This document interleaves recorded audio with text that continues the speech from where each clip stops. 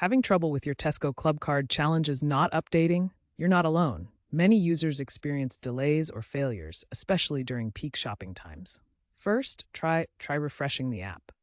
On iOS, swipe down on the screen. On Android, use the pull to refresh gesture.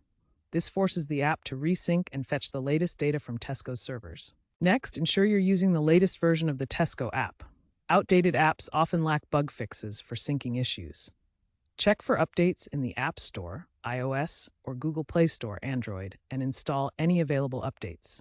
These two simple steps resolve the issue for many users by clearing temporary caches and ensuring you have the most up-to-date syncing algorithms. If refreshing and updating don't work, understand that Tesco often incorporates a time delay of up to 48 hours for challenge verification, particularly for receipt scans. This is to prevent fraud by verifying purchases against their databases. Be patient and allow this time to pass. If, after 48 hours, your challenge still hasn't updated, it's time to contact Tesco's support. You can reach them through the live chat feature in the app or via their app support channels.